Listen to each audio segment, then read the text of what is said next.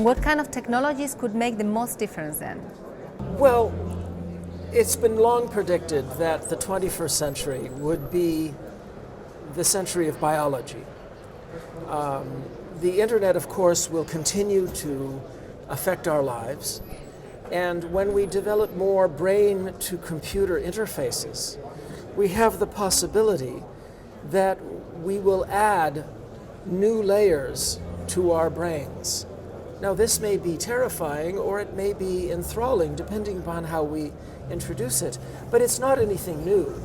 400 years ago, 500 years ago, we developed glass lenses and movable type for printed books and perspective. And these dramatically expanded what we can see, or with telescopes or microscopes. And printed books expanded what we can know or remember. Perspective changed what we could pay attention to. And since then, every generation has had increases in what we can see, know, pay attention to, and reach and change. And every generation, pessimists said, human beings aren't built for this. They cannot take this tsunami of new information. And logically, it seemed that there was no way we could have evolved to deal with it. And always the pessimists were right first. When we got movable type, the first output of Gutenberg's presses were horrible religious tracts that exacerbated the religious wars of the 1500s and 1600s. Eventually, people learned to read and expand. But in the 1930s, radios and loudspeakers amplified the voices of gifted polemicists so that they sounded like gods. And all over the world, people gave their adulation to these great polemicists. And the only difference in America and in England was that there, the great polemicists happened to be on our side. They happened to be friendly to democracy and to the people. Otherwise, it was the same thing. As time passed, people became more capable of dealing with each of these revolutions. And what happened was the optimists were proven right in the long run. People did become wiser. People did become more empathic. We see suffering in faraway lands, and it makes us angry.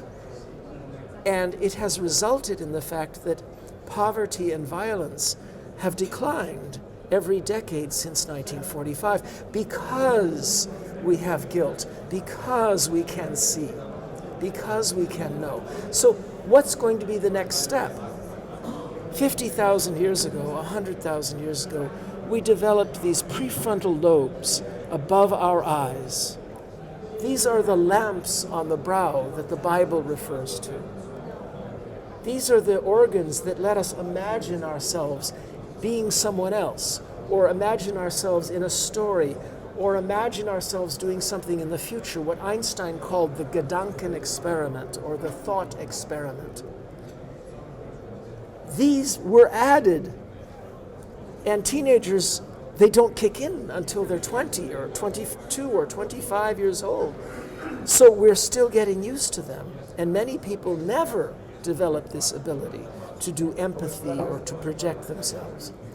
So in the next 15 years, we will develop the ability to connect directly to modalities that are in our advanced augmented reality glasses, that are in cameras that are floating everywhere, that are in the walls of our homes.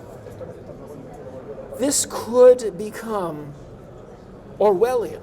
It could be terrible, but that's what science fiction is for, to warn about the bad implementations.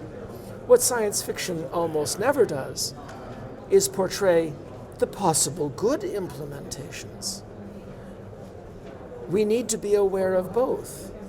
And that's just information.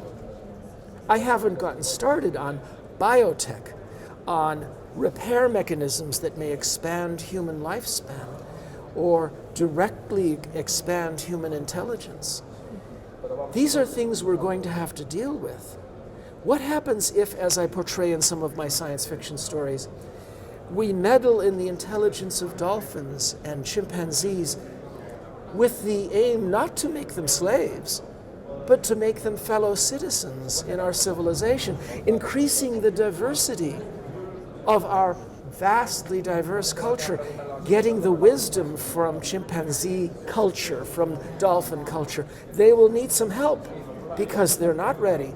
But then isn't it arrogant to think that we should meddle in something that is already beautiful? But think of what we would get. Fellow citizens who bring us the wisdom of dolphins but can speak and join us on adventures and argue with us and chide us. The up possibilities are spectacular. The down possibilities are spectacular.